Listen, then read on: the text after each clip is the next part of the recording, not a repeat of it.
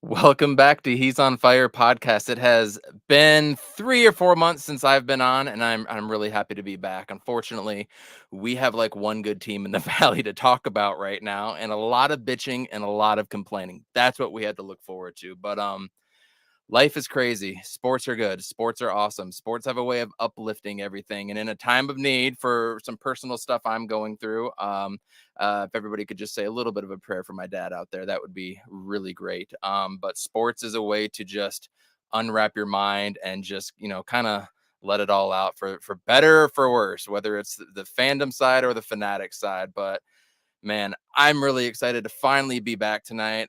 Justin is going to join us. Everybody knows Justin now. If you listen to a Suns podcast, you know who the hell Justin is, and so says Jay and all that stuff, right? We're also going to get Peter Boyle on later to talk about the Arizona State win tonight.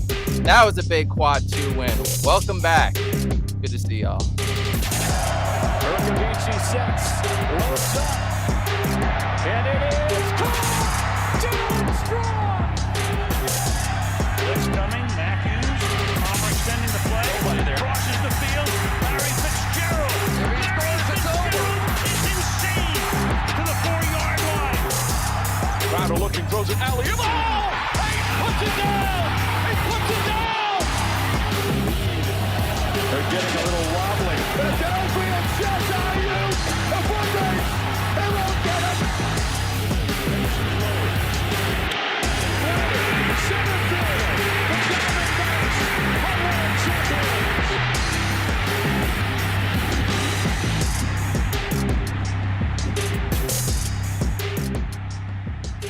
Thank you. Life is hard enough as it is, right? Appreciate you guys. But let's get lost in the wonderful world that is Arizona sports, right? What could possibly go wrong? I mean, I'm really happy about the dub tonight. A big quad 2 win. You lose that at net 55 if you're Arizona State, and all of a sudden you just start trickling down. Darth, while you're here, I would love to hear about your feedback on Drew Pine transferring to Arizona State, what it meant for Notre Dame at your quarterback position as well too, and ultimately, was it a loss or was it an addition by subtraction? So curious. Drew Pine to Arizona State, probably the new QB there. I don't know.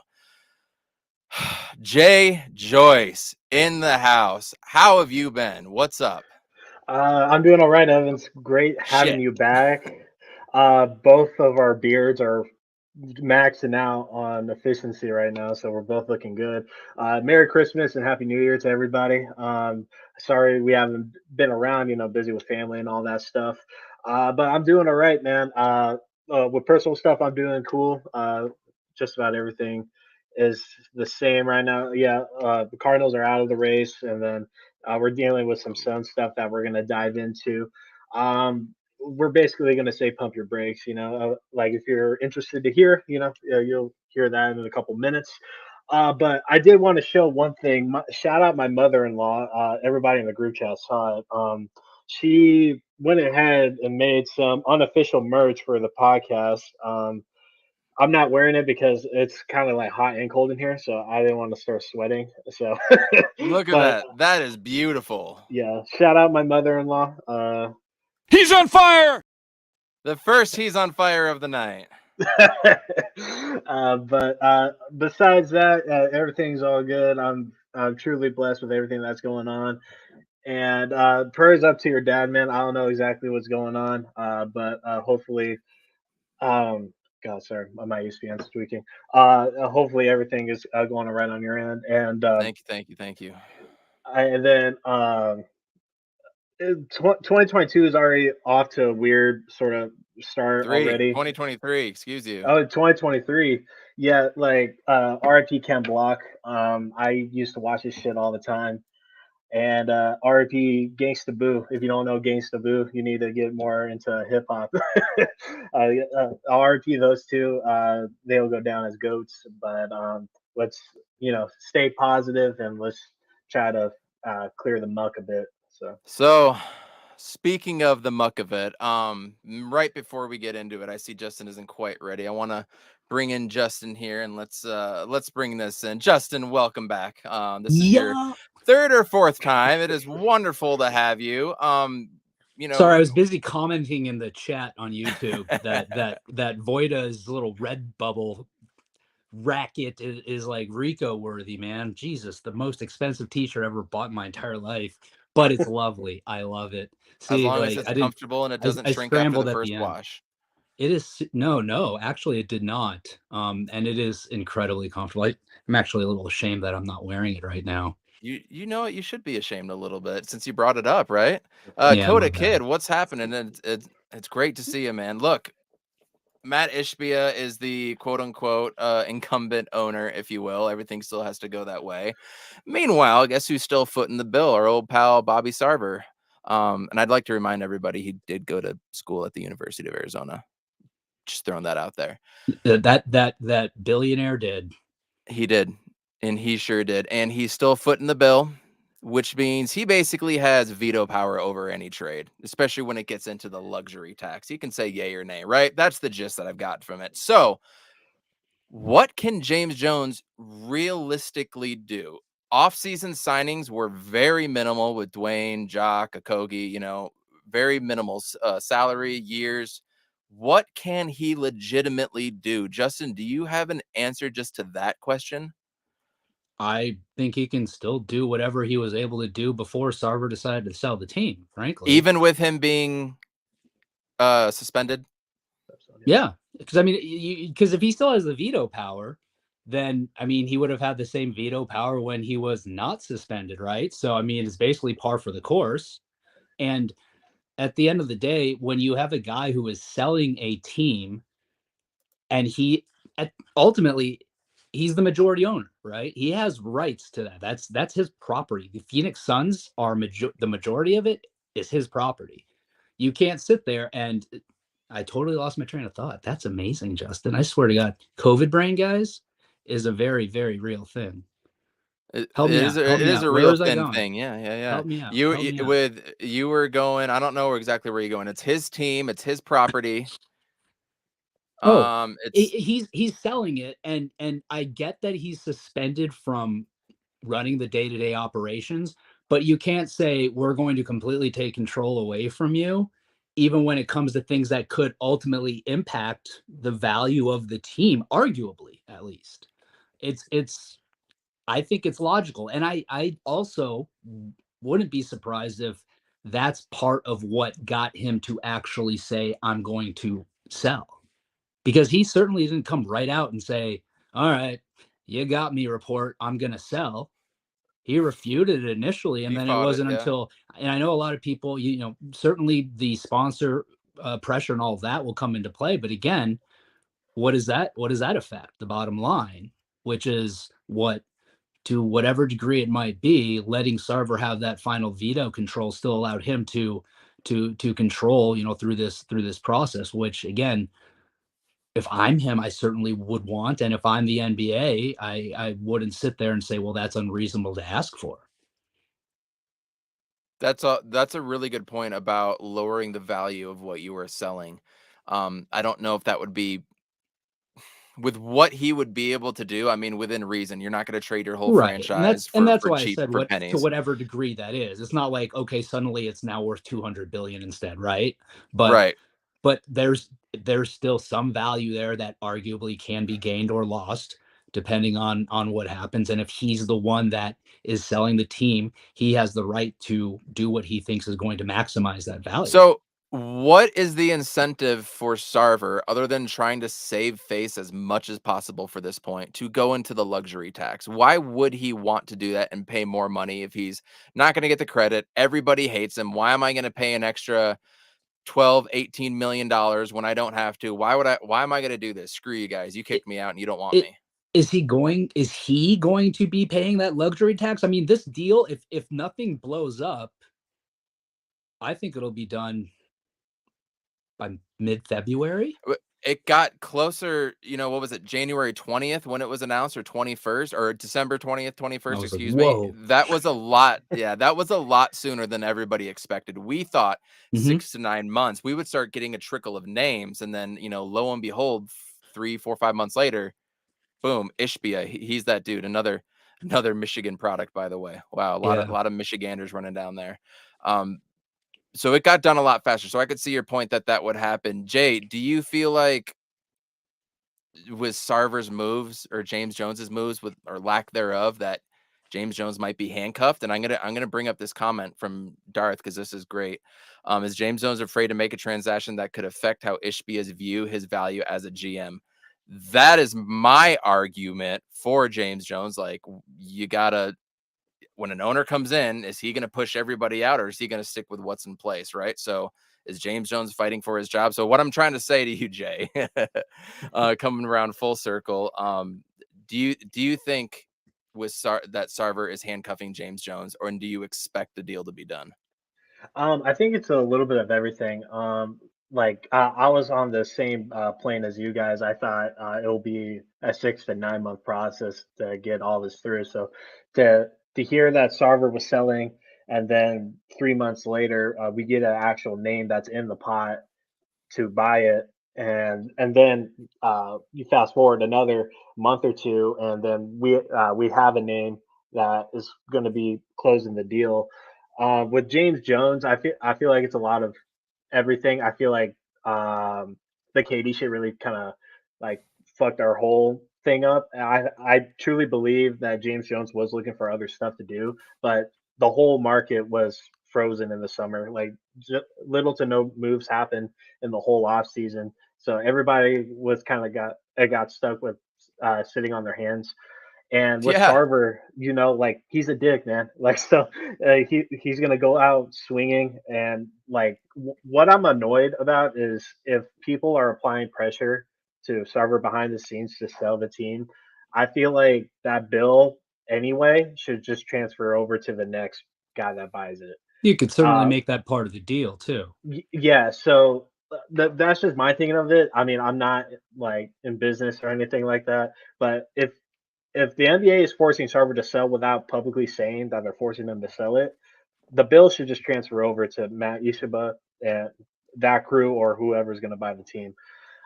But with the whole James Jones thing, I think it's a little bit of everything. I think he's handcuffed. I feel like a lot of people want to point fingers because of our performance recently on Monty, on James Jones, and kind of forgetting the whole situation we've been through for the last year and a half, 2 seasons. Uh, I mean, since the Sarver thing came out, it's kind of messed up our whole project plan and internal development and whatnot and contract situation. I mean, people still talk about the DA contract to this day. People talk about not signing Cam Johnson still, and like we can only see these moves, positive or negative, after this whole thing is situated with the ownership Yeah, man. deal. So to point fingers at James Jones, I think is pretty unfair considering how quickly he turned this franchise around when he did come. So I'll just leave it at that. James Jones just signed an extension this year. Yeah. He doesn't need to worry about his job security. I mean, just because a new owner comes in doesn't mean his Billionaire contract's not still owner. valid. Yeah. So at the end of the day, I think, is James Jones not making a move because he's worried about like that? That doesn't. I don't know James Jones, but that doesn't seem like the mentality that James Jones exudes. Is he? And he's Is just he? acting like Does he? every other owner right now, waiting until like the end of the deadline. Yeah. I mean, we saw a cash consideration thing with the Spurs today. Like that's like the first move, and we probably won't see anything until like the last like a couple days before the deadline. So Yeah. I'm. I guess maybe I shouldn't be surprised, but it surprises me that people actually think that like Jay Crowder is not going to be traded. That really surprises me. And like you're kind of alluding to, Jay, how often in an NBA season do you see significant moves? This is not a cardigan, dude. It's a hoodie. What are you talking about? I was told today by a colleague, so a lawyer, that my fashion sense is like a wealthy homeless person, which I actually thought was quite the compliment. Boom shakalaka! works the corner pretty well. I I- don't know. Okay. Well, I've got nothing. I'm just gonna fucking mumble a little bit more like that. I'm good. So Um, I understand where you're going with the James Jones stuff. Part of me just feels like I know that Jay Crowder is gonna get moved in my heart, but in my head at this point, I've read so many damn NBA rumors about Suns trading this and Suns doing that it's almost like I'll believe it when I see it. Like y'all have been crying wolf since May or April or whenever that initial report came out. Uh, I just don't believe it anymore. I almost don't care. Like you don't make a move, that's fine. Whatever. You move forward and you got a lot of salary moving forward. That's also great if you look at the salaries that are outgoing, right? I just want them to fucking do something that's competitive. Like well, holy and that's shit. This has been outstanding what they've done. And for the record, I've always thought year 4 of the Chris Paul era, which is next year. I thought Chris would be here 3 years, but then that 4th year, I thought that was going to be the year we were really going to be able to make a jump. Book is going to be 27 turning into 28.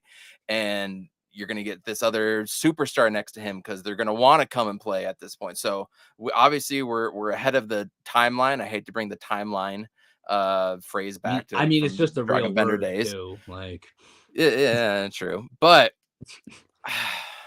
I'm so frustrated at all the options that have been out there. The DeJounte Murray going for super cheap. Clarkson was available, and you see what he's done. Markkanen was available. It's like all these things were available to us, like legitimately.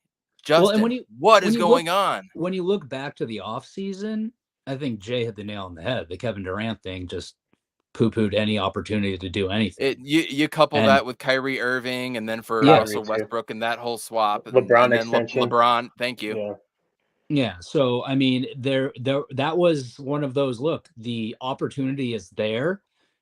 It's not a guarantee, but we're going to take the chance on it. And I'm sure the Suns sat back. I'm sure James Jones sat back and said, if he doesn't come here, here's what we're risking. We're risking missing out on these guys, but you weigh the benefit of potentially having Kevin Durant here against the detriment of missing out on them and running back to a big degree a team that did just win 64 games, and I fucking don't care what anybody says, got decimated by COVID, and that's the fucking truth.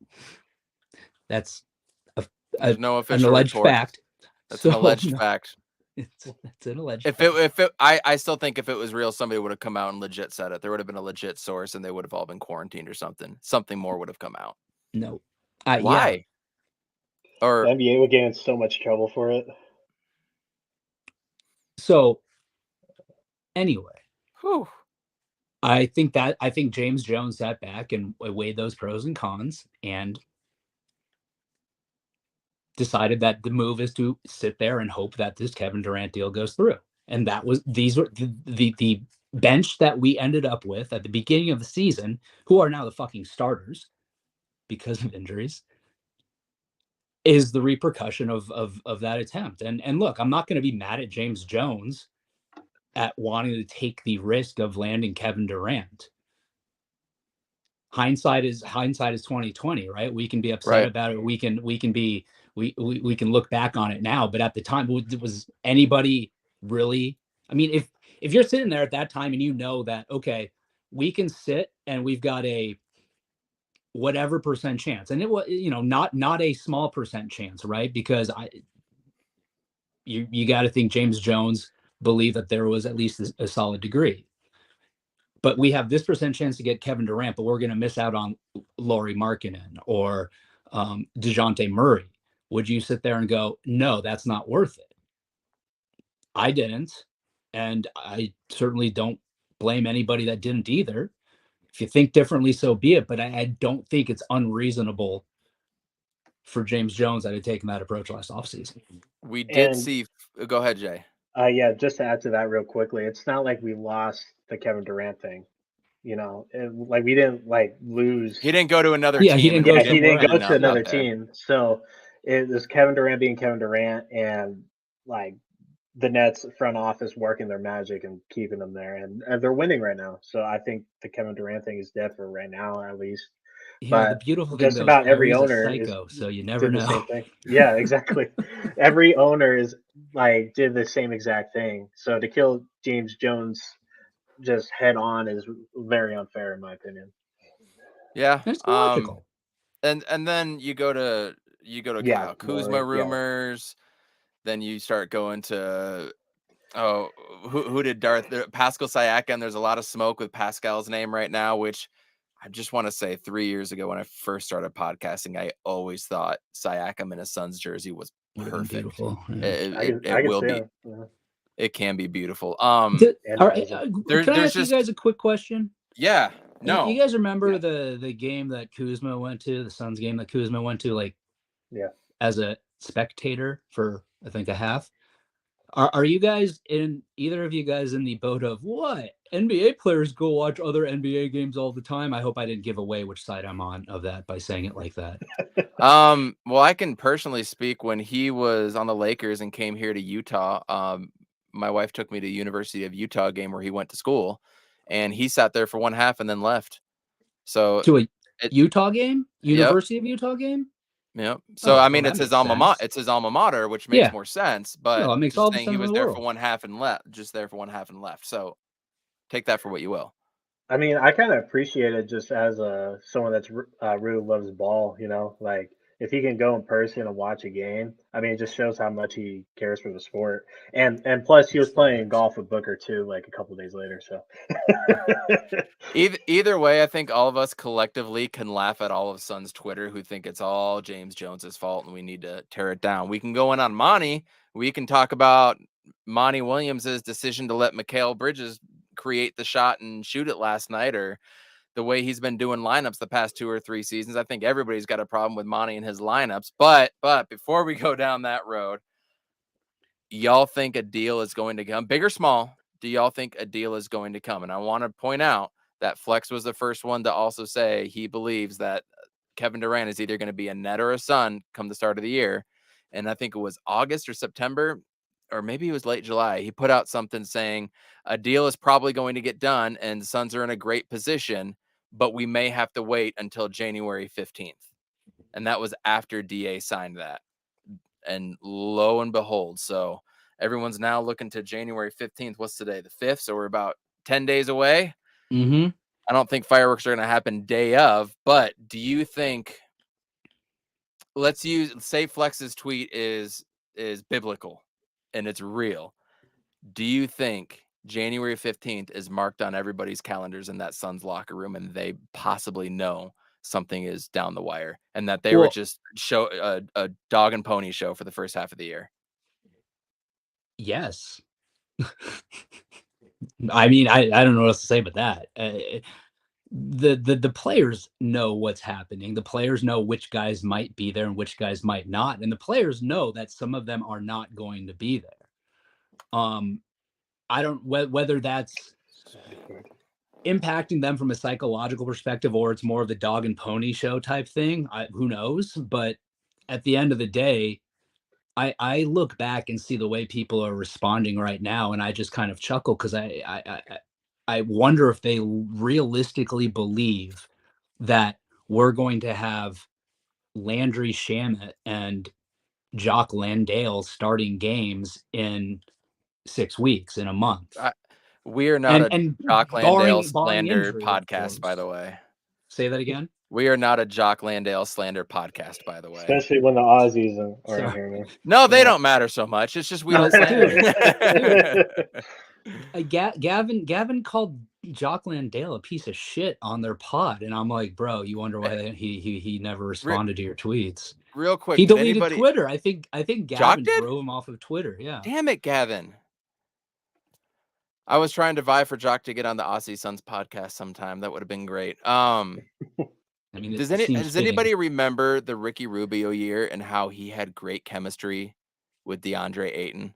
Mm-hmm. It seemed like they were able to get him passes so much more smoother, but it's crazy that the point guard can't do that. I remember watching entry passes the year before when DA was a rookie. Dude, nobody could. And that's the year we brought in, I can see the dude's face. That's when we brought in Alfred Payton. No. That was the year before. We brought in a bunch of scrubs. Nobody could pass to Ayton. Ricky Rubio comes in 0.5 offense. All of a sudden, Ayton's way more involved and more defensive. Ricky Rubio goes away, and it's just defensive Ayton. I just think I just wonder if anybody else remembers that. I think that's an interesting point. I remember being at Summer League Ayton's rookie year, like before his rookie year, and watching them try to throw him entry passes. Then it's kind of, actually, now that I think about it, not too dissimilar to these days, unfortunately. Exactly. And I've yet to see somebody using some hyperbole there, of course. But Isaiah Kanan, that's one of them that I was thinking of. I was thinking of Alfred Payton. I'm like, no, that's not it. And I just lost my train of thought. They're like slant rhymes. Kanan, Yeah. Payton. Yeah. All right. Yeah. So it's frustrating that nobody passes to him when he should clearly be that guy. But you know what? Everything is awful. You could go up and down with this team, and everything has been awful, dude. I think we miss Jay Crowder. I think this team misses Jay Crowder. Yeah, I'm not on that boat. Yeah. Why? The enforcer, the guy that would muck it up and scrub it up, the guy that actually fight for rebounds a little bit, whether he got them or not, being 6'6" is completely different. But a guy that would talk to the refs, that would bark at the other team, we don't have that now. I think it's just a straight injury thing. I mean, we weren't saying that when we at least had 80% of our roster in the beginning of the season, when Booker was top 4 in MVP conversations because of the performances he was putting up and the tight windows we were actually winning those games, and some blowout wins that we had as well. We weren't talking about Jay Crowder then, and I won't now. I don't think it's a Jay Crowder issue. I mean, of course, we can use that defensive presence. Maybe Evan Mobley doesn't hit that shot last night if we had Jay Crowder, but I'm not gonna, single out anybody. It's a whole collective issue. I mean, we know the cards that we're dealing with right now, and Right. to the first 18 games of the season, I mean, we were rolling, and like everybody's hurt. Like we're missing, like most injuries in the NBA by far, as far as missed games are concerned, and it's not close. Out of like our 8 best players, we're missing 5 of them basically, or have missed time. So it's like we're spread pretty thin right now, and it's more than just a defensive issue. It's more of a, it's not like getting A involved. That's another issue. It's a bunch of issues piled together that's making this a lot worse than it appears.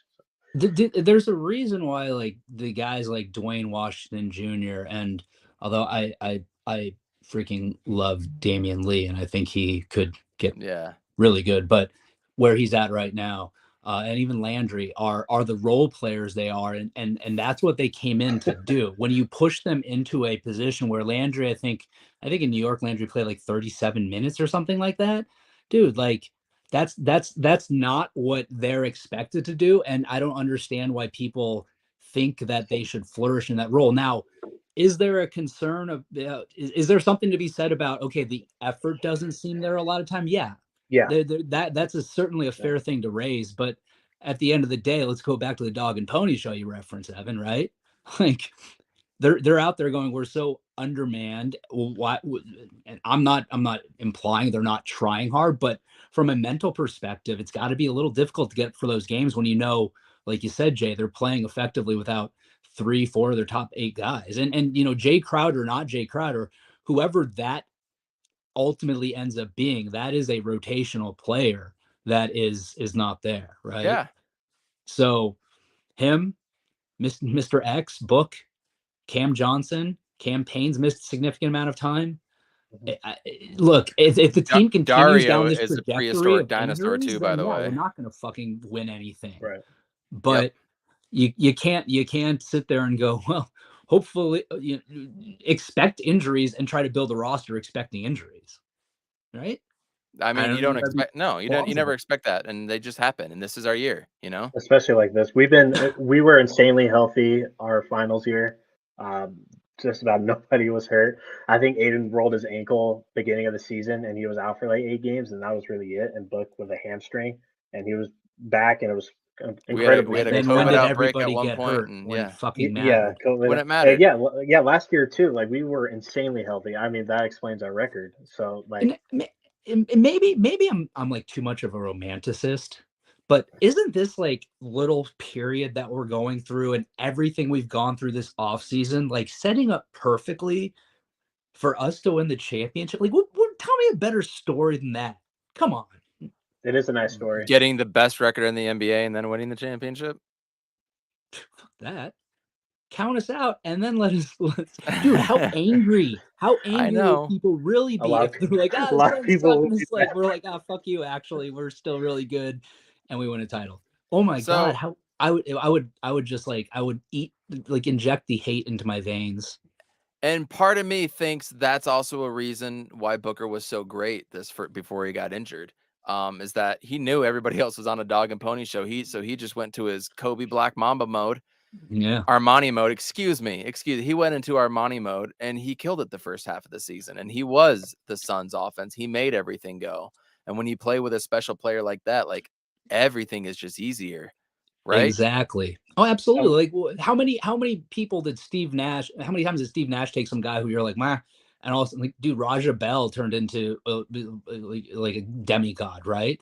Like he takes guys that are solid players and elevates their game. Devin Booker has that same type of effect on his teammates. Coda's got something wrong with him right now. Now we're going off topic. Now we're getting to the deep ends here. I mean, to be fair, like Carrie Lake's not a terrible looking person. She's just a horrible human being. So like, I'm not gonna get mad at him for that.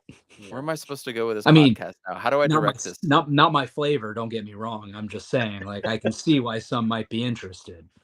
So, Justin, to sum up Yes. everything that you've been saying so far, ultimately, you believe that the Suns are prime to be not only in a position towards the trade deadline and getting a nice piece in here, even if it's just fitting for Jay Crowder, but with health, they're primed for a postseason run. And I said run as in multiple playoff series. 100%. Jay, are we primed for a postseason run, or is this just in the garbage and let's tank for Wembanyama? I'm not. Whatever. I'm not on the Voida train. I'm not gonna say this season is completely done. Just like looking at the Western Conference right now, it's still insanely tight. So I mean, any given week, like the Nuggets can go on a losing streak. The Grizz, Golden State, I think is at the 9th seed right now. These teams are having like little group together losses and stuff. So I do think a trade is going to happen. It might not be a big one. It's going to be Jay Crowder centered. That's going to be the main appealing piece. Maybe a third team is involved in something. Hopefully we can get something going. I hope it's Kuzma because we just need another scorer. I'm not nice. like Chris Paul was great last night. Don't get me wrong, but I don't want to rely on Chris Paul's legs and stuff like that at this point. Do we think Chris just can't. Paul's off the table when it comes to trade talks right now? Dude, everybody is on the table outside of Booker. I'm with you. And Shaman, apparently, because we can't get rid of him. When I say off the table, I don't necessarily mean in your opinions, but I mean, do you think he would actively be involved in any discussions? I don't think anybody wants him. I don't think anybody wants the contract. If he has a 1-year contract, we could talk. Well, he's got it's half guaranteed next year too, right? Yeah, but if you cut him, it's almost a full wash. If you cut him, you have to pay almost all of the salary as opposed to having some sort of you only pay 50% of his salary. Oh, yeah. Well, that's what half guaranteed means, right? No, there's a release clause. There's a release clause. Hold on. He just needs to eat a steak, man. He just needs that. That I completely agree with. Yeah. Somebody sneak it in his vegan milkshake or something. Or mix it in with his zoodles or vegan some milkshake. Shit. I don't think that's correct. I do want to play a quick little game with you guys. Games are fun, right? This is one of my favorites. It's a game of Would You Rather, but it's going to be DeAndre Ayton style. And it's going to include NBA centers. The first name I'm going to bring up, and I'm going to try to remind Justin because I went back and forth with him a little bit last night regarding this other center. I said during the trade deadline last year, the report came out that Suns tried to trade for, or we're going to offer the Pacers for Domantas Sabonis. I forget exactly the wording of what they said. And I came on this podcast. I'm like, I don't know, y'all. I would rather have Sabonis. Y'all laughed at me. So I'm going to give you guys a chance to redeem yourselves. Justin, would you rather on this team right now, would you rather have DeAndre Ayton or Domantas Sabonis? DeAndre Ayton. Jay? DA. I quit. I mean, Why? Why? I mean, it helps. Why? When... What does he do? What does he do that's better? Why? Because he had some great playoff run where he shot 70% and had good defense over 20 games? Why? Hey, let me ask you this question, Coach. You were just saying why doesn't DA get fed the ball when he should, right? Exactly. Are you saying that when Domantas Sabonis comes in here, he's suddenly going to get fed the ball in the same You mean system? A guy that has used to having an offense run through him? That has been to an all-star game more than 2 times? So he's going to change it. So Monty's going to change Monty. Hold on. Whoa. You're telling me that Monty is going to change a system around him? Is that your argument? Because if you're making that argument, then okay. Then that you're going after a guy like that to be able to do that. His passing is far and away better than DeAndre Ayton. By far. So you saw when Dario Saric was healthy under the presumption that he's going to take that Monty's going to change the entire offense he's run on this team for the past 3 years and mold it around him. So you're qualifying it, is what I'm just saying. I absolutely because if he comes in and they run the same exact system, is he going to get more touches than DA is getting right now? But the thing with DA that when you're talking about getting I'm touches, making sense, right, Jay? That makes sense. Yes, I see exactly what you're. I'm burning a little, so I want to make sure I'm being logical. You know what I mean? But give me the last time DeAndre Ayton put up his big mitt in a place where it was also easy for the passer to go to. He does not put himself into the passing lane. He makes every entry pass completely difficult. He does. When he boxes out, he puts it up here. He doesn't go give it to me over here because it's free. He doesn't push people back and make room. He doesn't do any of that stuff. So we can talk about people passing it to him. He does not do things to create a passing lane for the point guards. Domantas Sabonis does. And he's a way better passer. And it's not close in that category. So earlier when you were saying, why doesn't DA get past the ball? You weren't talking about what you're talking about now. Well, was so that. But also, I'm now getting confused. I'm not going to lie. It was the system earlier and it was the other players earlier, but now it's DA, right? But is that what I'm getting? Just making sure. Am I wrong? How you that's what I'm hearing. I just want to tell me I'm wrong. You're not wrong. Okay. You're not wrong. But DA is also not doing extra things to be able to get his possessions either. Okay. He is not posting up in a way that's creating passing lanes, which is what you have to do. When he's setting up pick and rolls, he does not cut wide. He almost cuts into a straight line. He's doing a lot of little things that I taught on a daily basis what to do in those situations to high school kids, and he's still not doing them. That's why I've been frustrated with him for 3, 4, 5 years. He's not doing the little things. He had a hell of a run in that one playoff run. Never going to take that away from him. But he has not improved in these areas at all. So no, when he's open, they're also not getting it to him. And I also believe that's partly because a lot of the guys haven't believed in him until end of last year, beginning of this year. You see them getting mad at him all the time. I mean, the few games that I go to, everybody's always chirping at DA. I mean, at some point you're in your own head. You're like, dude, these guys are not passing me the ball either. Why am I going to try? Right? No. Yeah. No. And I think that would be part of the reason. Is there any potential that the reason you see these little things not coming out of DA is because of that mentality? Because he's like, well, I'm not getting the ball when I'm open. Why am I going to do these small things? Look, we could sit here, we could break down why each one of these guys do these little things. But at the end of the day, we have DA, right? But I would still rather have him. We could have an all-star. We could have a guy that has offense ran through him, designed to go through him. And you also want Ayton? That's crazy. Yeah. I'm a wild guy. Oh, Lord. All right. But Next I'm one. consistent, coach. No, I'm can I give my 2 consistent. cents real That's what I quick? am too. Yeah. Evan, I got a question for you. What other coaching system uses DA as just a post up center? What do you mean? Not like you feed him on the interior, he can create a shot, or he passes it out.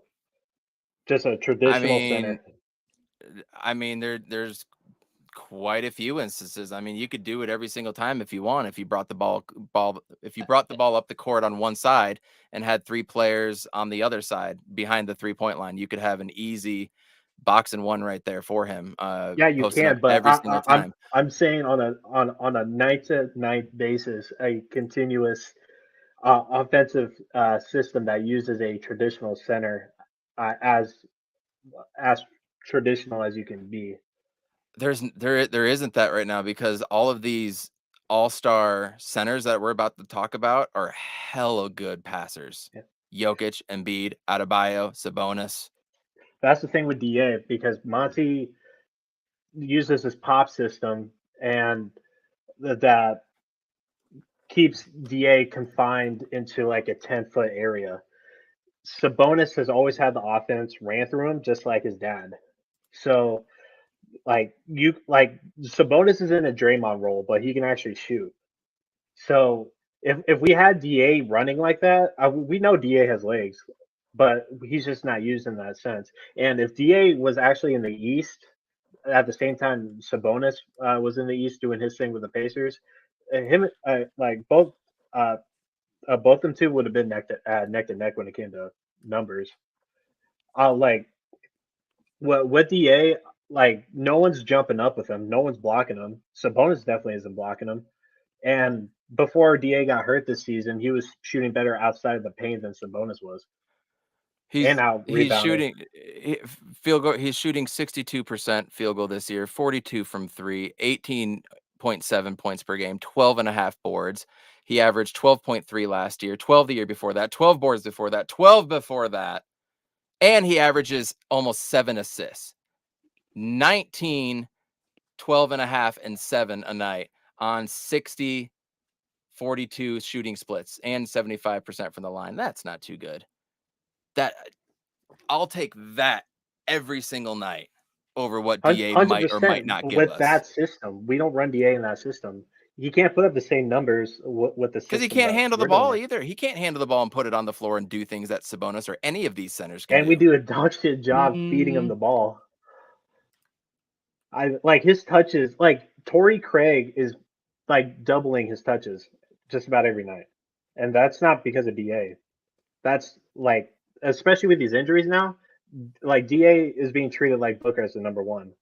So But he is part of getting double teamed. He is getting triple teamed. So what are you gonna do? Sabonis gets double teamed and he finds a way. Then he has Davion Mitchell. He has De'Aaron Fox. He He has had Booker and Chris Kevin Paul in Herter. his Yeah. prime. Yeah, when the Suns were first in the West, right? Look, when it's all said and done, when the dust settles, no one's jumping up a DA. Besides those top 2 centers that you're going to Well, list in a minute. I'm not going to bring up Jokic and Embiid because everybody would Yeah. rather take those guys. Okay, cool. That's the Anyone obvious one. besides that, no one's jumping I up a feel like DA. everybody would also rather take DA over Sabonis, except for one person. Oh, people are really passing up 19, 12.5, and 7 assists a game. If y'all want not a Monty that system, that drops to like 12 points. Should we? Like 12 and James 8. Jones has interest. Hold on. And James just turn us into Sacramento South. James Jones has interest in him. You don't think he talked to Monty at all about what that would look like with him in his system? You don't think they were talking? Didn't happen? The trade that didn't happen. Perhaps because Monty was like, "Yeah, that won't work in my system." Perhaps you don't know that. Now you're just throwing so stuff out there. That's exactly what you just did. You're like, "Don't you think that Monty and James Jones did this?" I mean, come on. We can talk about if it's a Monty issue.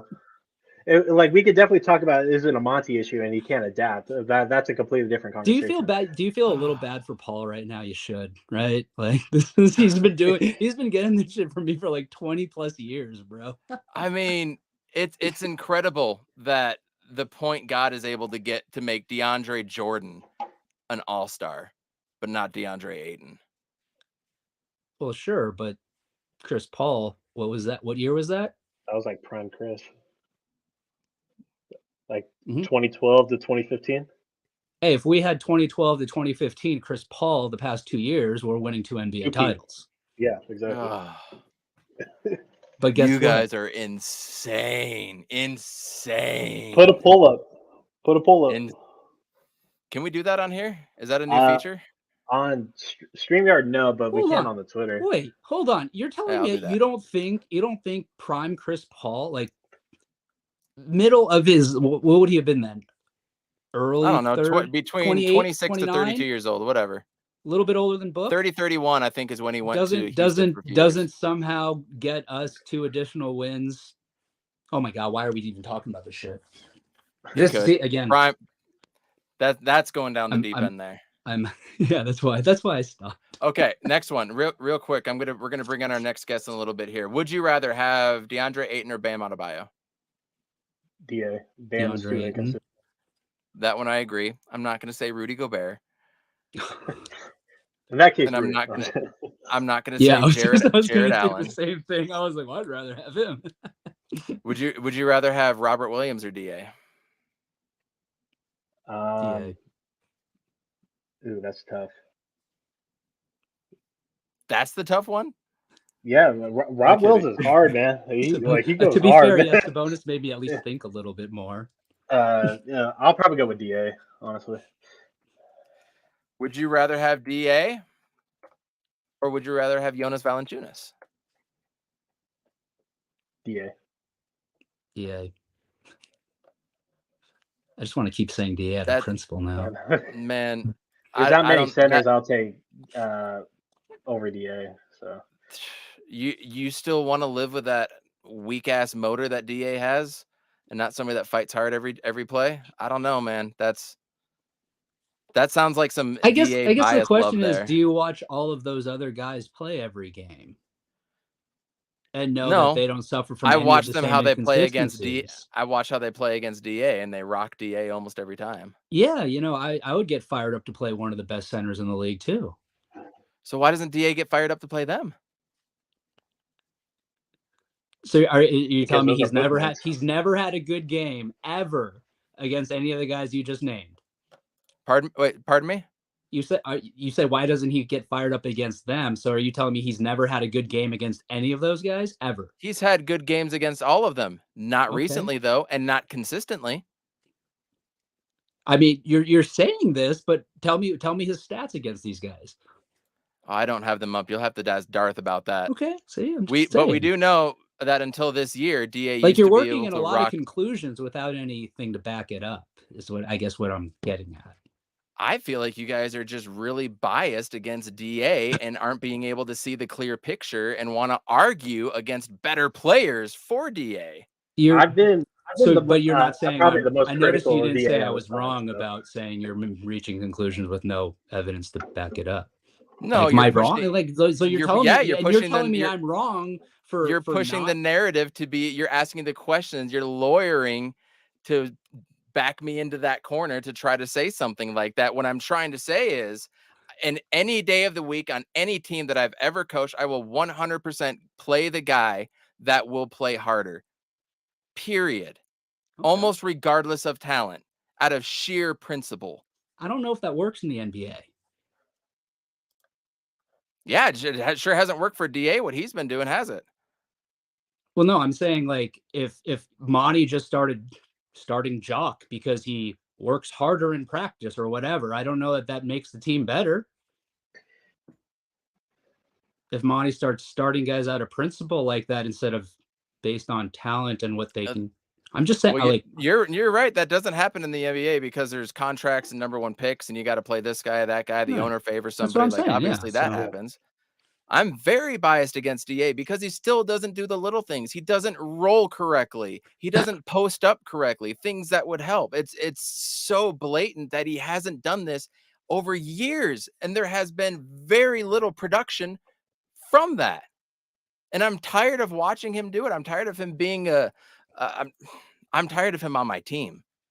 The Jazz game that I went to, man, that first half, everybody was bitching at him when Damian Lee and Dwayne Washington are coming up and yelling at his ear, and he's like hitting their hand away and walking down. I'm just like, shit, this isn't good. But again, that could be the dog and pony show that we've been talking about.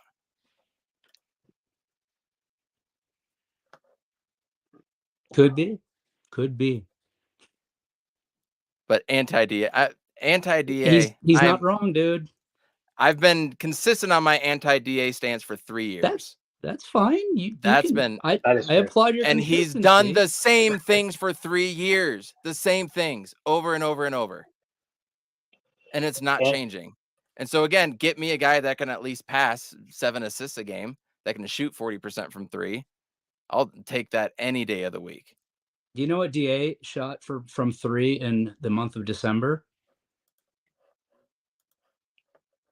What? Like 64%. I don't have it offhand, but I looked why it up isn't he the other shooting day. more?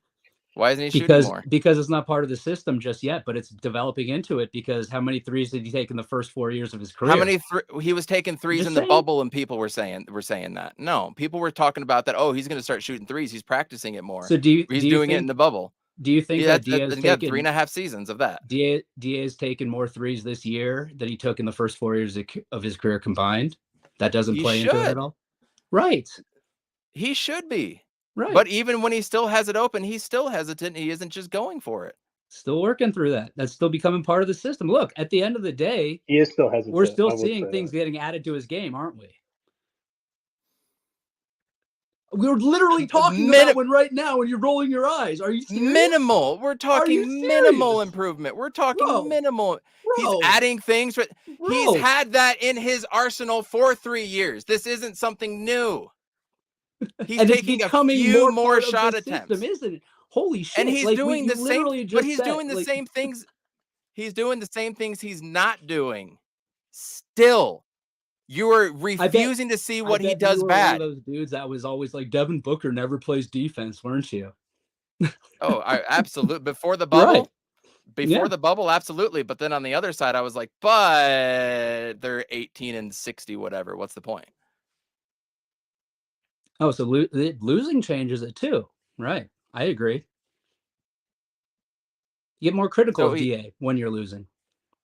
No, I've been. That's why you start saying that you should take other guys. I was critical as hell about him. I was so critical of him. Oh, I know. No, I've always said he is the key that can unlock this whole team.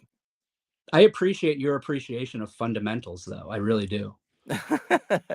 It's key fundamentals. When you're playing with a pick and roll point guard and you can't roll correctly, that's important. What's your favorite event at the All-Star weekend? I'll let you know this year because I get to. Dude, you got to say skills competition. Come on, I set you up for that. I just said how I like your fundamental. Yeah, come on. The 1995 to 1998, no, 98 to 2001 NBA 2-ball. I'm dating myself if anybody remembers NBA 2-ball. Where they did finish with the half court shot. Was that it? They teamed up with a WNBA player. Yeah. But then they tried to change it, and they brought like Dan Marley in that one time, that 1 year to shoot and all that. It was the 2-ball, so it was an NBA player and a WNBA player. And they would just rotate shooting competition too, because I have this like vague recollection of like Dan Marley trying to make a half court shot during. Then that's when they changed it and added like a current player, a WNBA player, and then an NBA legend. That's when they changed it. I'm happy we were able to add some levity to the situation, boys. Sportsman that has a way of healing. I'm sorry, dude. I fucking do this every day, like all day. I'm sorry, and like when I start going, I just go. I'm sorry. I apologize. That's fine. Just know that DA has improved. You're right, minimally, but the things that he does bad, he still hasn't improved on. Can I just say? Have you ever admitted before that DA has improved? Because I just heard those words come out of your mouth. I've said it before, haven't I, Jay, on this podcast? When he plays good. When he plays good. Absolutely. Okay, I'll shut my mouth. Especially after the Pelican series. I mean, like, he showed poise and he showed his experience. And, like, for some reason, a lot of people were saying that Jonas won that series. I did not see that. DA was maintained, and when the ball went to him, he ran with it, so like, when he wants to play, when he wants to play, he can be an absolute beast, and I wouldn't trade him for anybody outside of Jokic and Embiid. And I've said that multiple times, but he's consistently not, and that's my problem. I got to wrap it up here because we have our next guest coming on to talk about Arizona State hoops, big win against number 82 or 83 in the net ranking, Washington State. So we need to get into that because this DA love is driving me absolutely insane. This is what anti-DA is also. And I'm never going to forget that he did go to University of Arizona as well. So pushing that out there. And wasn't the president of the Diamondbacks also went there too? Yeah. Hall. I always forget. Yeah. I used to know that guy, and then I really started hating the Diamondbacks, and look what happens. Forgot him. Justin, you're awfully good guest to have on every single time. That was fun. I hope you boys enjoyed that and didn't feel like I was attacking. I've been accused of being attacking by people in my profession before, believe it or not. I'm used to it. Either way, it was good to meet you a couple weeks ago when I was Dude, that was Phoenix. fun. So, and hey, at least both of us got to travel and not watch Devin Booker play. That was cool. That's way cool. We share that. And at hey, least I'm going when he to the comes game up tomorrow here, night, so I might have the great pleasure of watching the Suns shit up the place in two different locations, 2,000 miles apart in the same week. That's got to be like a Guinness Book World Record or something, right? I went to an ASU Utah game basketball one year, and ASU was down by 40 in the first half. I know what shame is. The Clippers almost were in this game. Who are we playing? Real quick, who are we playing tonight? We got the Heat. Before you go, Justin, who's going to win, Suns or Heat? God, man, the Suns. I just can't not pick them, but that was the hardest one I've ever had. I'm not going to lie. But look, they got to win at some point, right? Like shots got to start falling. I feel like they're going to be like, Justin's here again. Close. We let him down once this week already. Let's not do it again. That's what I'm going to say. That's how I'll talk myself into that one. I like that. I'm down with that. Justin, tell everybody where they can find you if most people don't already know. They can find me at So Says Jay right there at the bottom of the screen. Our pod is at Fan the Flames NBA. Follow my guys too. I always forget. Paul's at Dervish of World. That's an Dervish of World. That's an easy one. Dan Duarte 1, I think, at Dan Duarte 1. I always like to plug those guys. And follow all my friends at Brightside, Voida, all those boys. I love you guys. Appreciate you guys. Go have fun talking about a mediocre basketball team. More about a mediocre. God damn it. And that is that. DA is the key that is going to unlock this team. I agree. And if he did the little things correctly and did it all the time, it would be a different conversation. But it's just not happening, and I'm tired of watching it. We see more development from Cam Johnson and Mikal Bridges. So they're proving that they can develop, but DeAndre Ayton is not. But then he goes on a run where he can, like, what was his first 30-20 game was this year too, and he hasn't sniffed that again.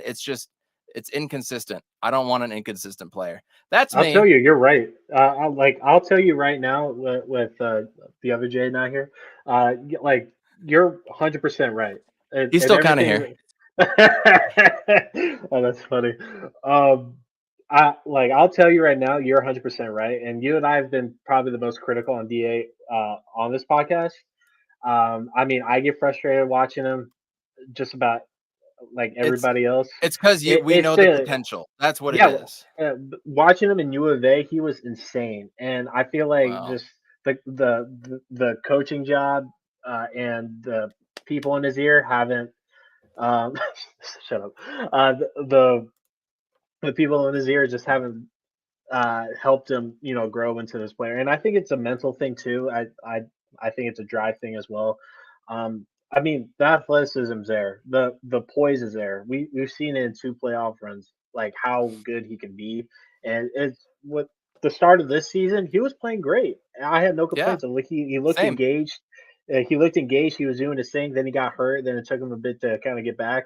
And then, if with all these injuries, I mean, it's hard. You're 100% right, Evan, with all that you're saying.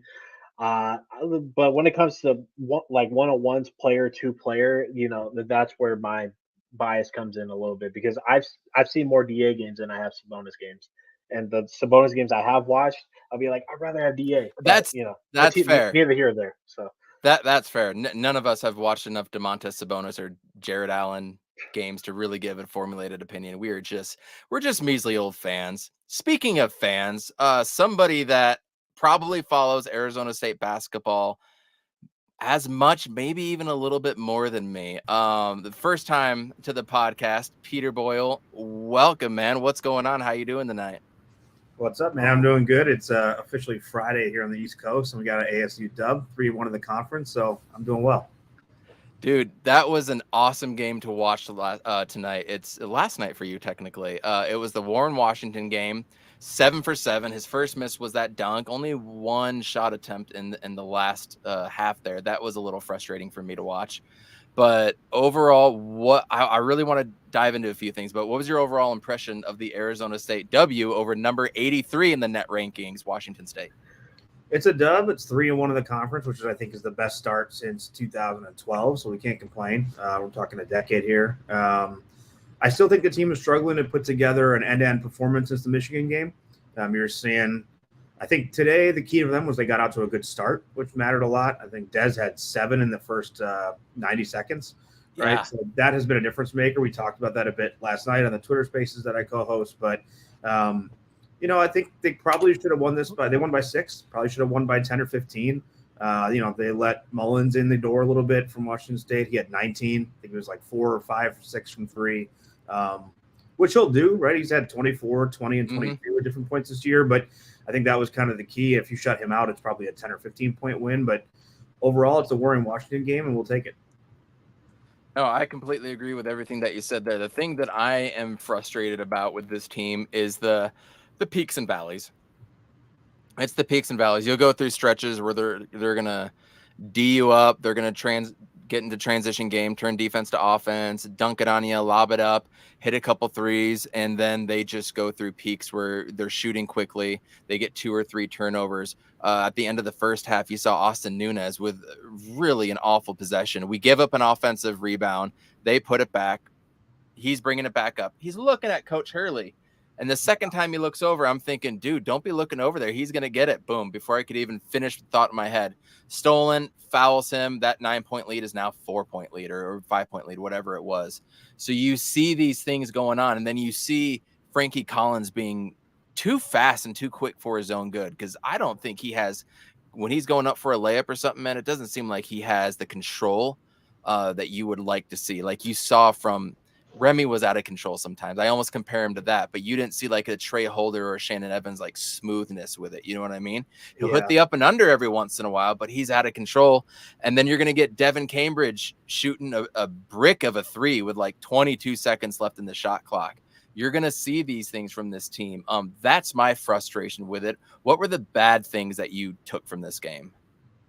Yeah, a couple of things. So you made the Remy comparison. I would say when Frankie drives like that, sometimes he reminds me of Alonzo Verge a little bit more. It just kind of I can see that one-man game. I've made this argument before, I think, and he only had, I think, 6 tonight, but this team is best when Frankie's not your leading scorer. Yeah. I don't know if DA would get the ball. Are you a DA fan, or are you a DA stan, if you will? You know what? I'm not. I would say I'm a fan. Yeah. By the way, I was listening to you guys earlier before I came on. I went to high school with Matt Ishbia. So if you got any questions, let me know. Oh, that's good. Oh, Darth Voida, ring those up. I don't know if you know John Voida. He's host of the Suns Jam session. I'm sure he's going to have a few questions. Okay, we're going to get to ASU in a second here then. Is there anything that you would just like to share off the top of your head about Matt Ishbia? He's a good dude. He's got a good reputation in the Metro Detroit area. He grew up. His parents' house is about a block and a half from my parents, so we grew up together. Wow, he's a good dude. Yeah, he still lives in the area. He's got kind of a very interesting rivalry with Dan Gilbert, who owns the Cavs.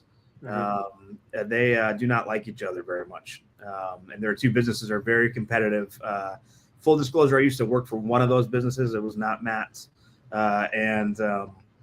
yeah, there's a lot of petty stuff there. But Matt is a good dude. He's very beloved in the Michigan State circles. Oh yeah, a lot of friends that went to Michigan State that really look up to him and admire the stuff he's done. He's contributed a lot. He basically pays for Mel Tucker, their football coach's salary. He is, I think, contributed about $25 million towards Mel Tucker's $90 million salary. So he's he cares about what he cares Wow. about. And basketball is one of those things. And if you go back to that 0-1 Michigan State Mateen championship, Cleaves, Mo Pete, baby. yeah, those guys speak highly of him. They really do. And so does Tom Izzo. So I think you have to put a little bit of weight behind that. I absolutely do. That gives actually a lot of good perspective, and Book being from Michigan as well too. I'm sure he has a little bit more love to that, because you saw the day it came out, the game that I went to, he was wearing a Red Wings jersey. Jay, this is some new information. What do you have for Peter?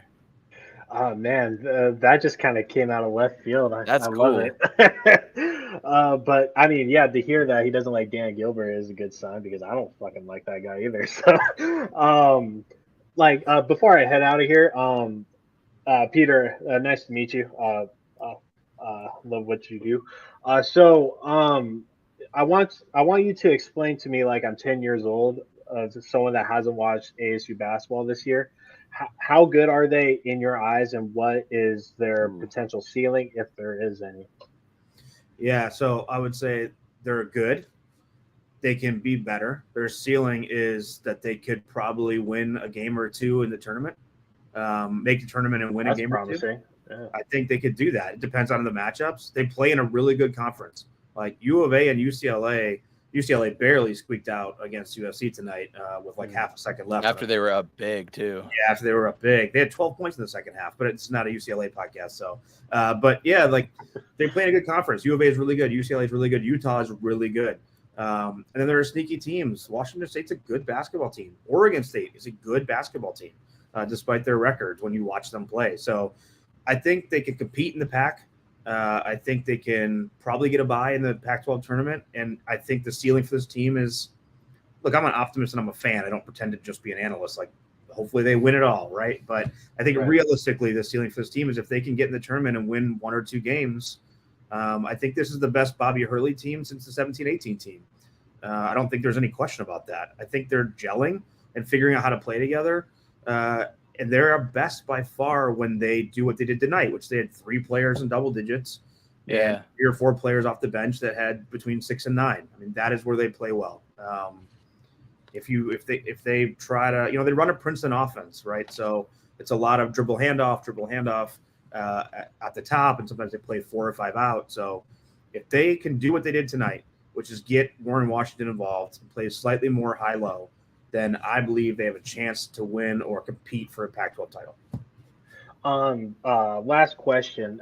Do you watch like a lot of college ball in general, like just outside of ASU ball? Okay, so what would you say their closest comp is? Like, who's someone that is very similar to how this Bobby Hurley team is ran? Actually, bring it back full circle here. I would say Michigan State. Not traditionally, historically, but this Michigan State this year, which is now the offenses are very different. Michigan State doesn't run like that, but in the sense of they show flashes of being really good. They show inexplicable, weird moments where they just don't have it. The San Francisco game is a huge example of that. And they've struggled to put it all together. And when both teams do, they win big games. But so far this year, neither team has really done a great job of putting it together, but they have potential. I don't think this is Michigan State's Final Four year. But I think they could both win a couple of games in the tournament. That's dope. I think the ceiling would be if they were somehow, some way able to get out of the first weekend. I think that is that's the most successful ASU season since I've been a fan. Yeah. Right. Even during the Harden years? He didn't get out of the second round. The year that they went, he got ousted by Syracuse. It was Syracuse that year. Really? That was the year that Syracuse and UConn had that crazy ass 7 overtime game. Oh, it was that year? Game. Kemba with the step back to win in the ACC. I don't know if it was the championship game or the game before, but it was that year. And so we played Syracuse with Devendorf was on that team. And that zone just killed us, dude. We looked a shell of ourselves, and Sendek and then they had no answer. Who else we have? Jaron Ship, Ty Abbott, Pendergraph, and Derek Glasser. We had no answer for that zone. Yeah, that's interesting. I feel like I thought that team went a little further than that. That's actually pretty surprising. Just as far as ASU went so far. So go figure. And then we got ousted by Syracuse again. So that's fun. My last question for you, Peter, before I roll out of here.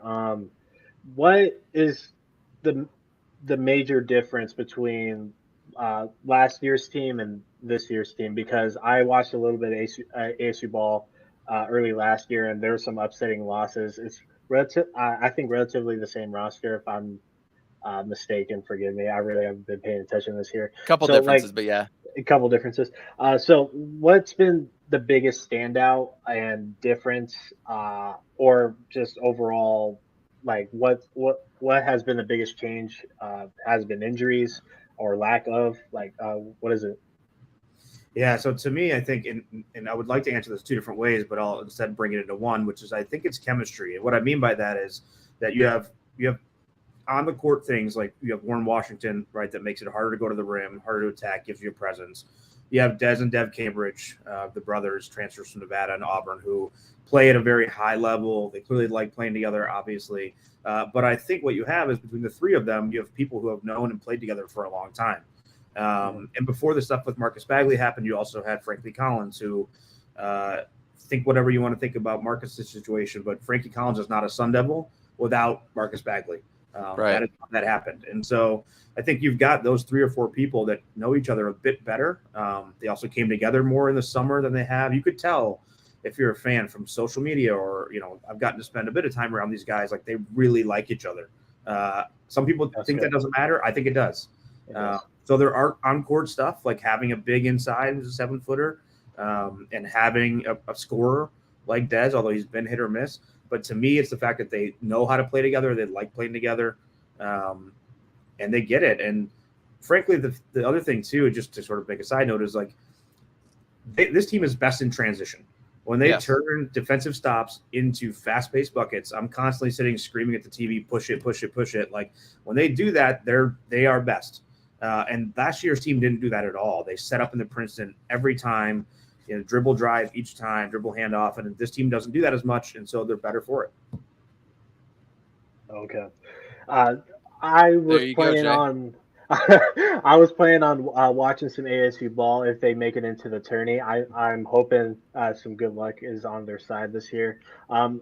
I have ESPN updates on for all Arizona teams, and this year I keep on seeing ASU wins. So I thought something good was happening, especially tonight, them being Washington State. I know they don't have the best history with beating that organization either. But I got to roll out of here. Peter, it was really nice to meet you, and Evan, it's good to see you, man. Yeah, good to see you. It's been a minute. Hopefully we can stay consistent as our New Year's resolution for all of us. All of us have been slacking. So, and we just won't bring on Justin anymore. It's fine. Let's just hope the Suns get their shit together and we can just start dropping some conversations. And hopefully we can have a breaking news podcast on Monday night with the firing of Cliff Kingsbury. Yeah, for sure. That's all that matters. I'm praying to God. But all right, have Jay. a blessed night, y'all. Appreciate it. Cheers, man. So Peter, when you and I first connected, it was kind of pre-San Francisco game. The San Francisco game happens. Just get completely blown out. Very similar to SMU. And somebody pointed it out. I wouldn't be surprised if it was you that pointed out that there was very similar type of season. We get blown out by SMU by 40 points. And then they go on a run with Verge and Jalen House and everybody. And then, COVID happens and it is what it is. Got pretty close to Arizona. They did better than I honestly thought they would. At no point during the game did I feel like Arizona was far and away head and shoulders better than Arizona State from a talent standpoint, system, whatever you want. And in fact, I actually think Arizona State played better defense than Arizona. Arizona's not a good 3-point shooting team. They shot like 5 of 10 in the first half. Like, yep. Come on, man. Like things like that don't happen. They pulled it in. They pulled it in 1. You think with all that momentum, they would be able to make something happen. But then the gas just ran out. You don't start bad, and Arizona doesn't make those shots. It's a different game, and I think it's going to be a different game moving up. So moving into this game, honestly, felt like a make it or break it season game. And I didn't want to put that juju out there and say that on social media, but we go from number 25 in the net rankings, top 25 AP poll, all that stuff. And we dropped to 55 after 2 losses. Yep. It was a pretty devastating loss. You lose to number 83, a Q2 loss at home. You're really at an uphill battle at that point. Now you have to struggle for wins, right? This, for the moment, kind of rides the ship. I mean, we heard it on the broadcast multiple times today. You got to win your home games and split while you're on the road, right? Were you nervous going into this game? And what does this mean moving forward? And I'm going to share my screen here and share a net ranking. So go ahead. Sure. Yeah, I wasn't nervous going into the game. This is the first time, and I was talking to somebody in the athletic department about this a while ago. This is the first team that I've watched in a few years where I don't get that sort of doomsday Arizona State fan feeling every time that they struggle a bit to start. Hold on. What's your secret? Because I still get that. I still think the worst is going to happen. I just like the team. I can't explain it. I watch a lot of off the court stuff with the team, right? Whether it be Instagram stuff. I've gotten to know Frankie Collins a little bit. I've traveled a bit to see them this year, so I've gotten to talk to him. I just like the team. I think they feel good about themselves. So I kind of believe, maybe naively, but no. So I wasn't nervous going in. I wish the games were in a different order because this is a Washington team, UW, that they should beat on Sunday. Washington's beating Arizona by 1 right now at halftime, by the way. Well, it's the Pac-12. So, I mean, Colorado lost to who they lose to last week or over the weekend? Cal. And then they just rocked. Yeah. Right. So it's Pac. Welcome to it. But no, I wasn't nervous about it. I think I felt good about it. They could have done better. They should have beat this team by 20, but a win's a win, and you take that in the Pac. They're 3-1. It's a good thing that they didn't blow them out, in my opinion, because I think this team might have a little bit of arrogance factor. Perhaps you would know more than I do. I don't think they have an arrogance factor. I think they have the potential to have that and then go in and have another bad loss. So keeping them grounded and grinding, I think, is honestly best so that they can continue to improve. And ultimately, we are the best version of ourselves come tournament time. That's the ultimate goal, right? So going into what is the next game? Washington. They are currently ranked 148 right now. Yeah. This is a can't lose game in my mind. What do you think? No, it's a need to win game. You have to have it. They've lost to Utah by, I think, 23 or 24. No, Auburn they lost, 23, 24. It's a struggling Auburn team. They lost to USC by 13. They lost to UCLA by 20-something. I mean, that's a team that you have to win that game. It can't be close. I'm not a guy that really cares about the score, win, but they're up by 5 right now on Arizona. Yeah, which is just crazy.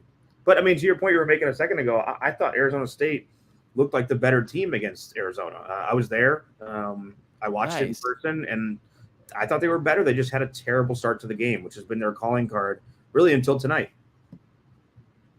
Yeah, lost to Auburn, USC, UCLA. Currently playing Arizona. Lost to Gonzaga, who's a top team. Lost 1 point game to Oregon State. That's that weird early Pac-12 game that you get in December. Lost to Cal Baptist. That's not a good one. And you look at their wins, or good loss, excuse me. Their wins are not very eye-popping either. I mean, they beat Colorado by 10. We had fits with Colorado. Again, the early December Pac game. So their wins are not really there. So beating an Arizona team is not unfathomable because, as you said, Pac-12 is going to Pac-12, right? Right. But this would be an unprecedented win for sure. And are they going to be riding high when they come to ASU, or is this a trap game for us? This Washington game. What are your thoughts on Washington coming up? Yeah, so I guess we'll see what happens tonight. I think that's going to change how they feel, right? Depending on if they get a dub against Arizona and McHale, I think that's going to matter to them a lot and certainly bring energy. But going into the weekend, as of yesterday, I thought this is a game that ASU should win. I don't think it should be particularly close. I don't think Washington is that great. Anything can happen. Pac-12 is going to Pac-12, but I don't view Washington. I've watched 7 or 8 of their games. I don't watch them and think that's a pretty good basketball team. And that is how I feel when I watch ASU. I want to touch on Frankie Collins because he is an electric, dynamic player. I've already kind of touched on how sometimes when he's driving up to the rim, I'm like hesitant. I don't like Frankie Collins step back shots. He had one of those tonight under 5 minutes, and I was like, that's not the shot we want. Sometimes a little out of control. Sometimes the most dynamic player on the floor, and it ain't close. Thoughts on Frankie Collins' play so far, and are you happy with his play? Do you think it could improve? What do you think? Yeah, I think I'm really happy with it. You got to kind of remember, I mean, he's the de facto leader of the team because he's the point guard, right? And that's a Bobby Hurley system, so point guard is always key. But he's a sophomore who played about 2.5 minutes per game at Michigan last year. So this is a new role to him to be sort of the lead guy and a leader of a team. And I think he's adjusted really well. To me, he's a very traditional, like floor general, looks for open looks for his teammates, like is best when he's dishing the ball, aggressive on defense. 2 of the losses of the 3 that they've had so far, he's been the leading scorer. And I've made this comment before, like if Frankie is leading scoring, it's a bad night for ASU. That's not where you need him to be. He is not that guy. He's not Remy Martin. You don't want that from him. He is best when he is working the ball around, and he did that tonight. Some of their big wins with the Michigan, the Creighton win, I think they've had close to 20 assists. I did not look how many they had tonight, but 18. So like the math is the math, right? And that is, and I think Frankie had 6 points tonight, right? So to me, that's where he's best. That's where he fits. When he starts feeling the need to start to jack up shots or take some of those step backs I don't like, or sometimes he makes those drives like you saw tonight, where he just looks a little out of control. It's Alonzo Verge to me. And I think that's not where he's best. And so when he is the general of the floor, this team succeeds. No, I completely agree. His running mate, DJ Horn, 6 of 14. Not the best night, not what we expect, not what I expect from DJ Horn. I think he could get 16 to 18 points, no problem. Comes up with 12 tonight, over 6 from 3. There was a couple runs there where we had like 3 wide open 3-point shots and offensive rebounds, and nothing could hit. What are your thoughts on DJ Horn so far? I've been okay with what he's done. There's some games where he's carrying us and you're like, damn, this dude is good. Other games he just kind of disappears, but it kind of is like that with Warren Washington tonight, right? Like in the second half, he was nowhere to be found when it comes to field goal attempts. So DJ Horn, do you think he's a byproduct of the system, or should he be taking over a little bit more? Talk to me about DJ Horn and your thoughts. Yeah, he worries me a little bit. Didn't think he looked good tonight. I know he had 12, right? But had 12, had the dagger at the end, the little floater in the lane, right?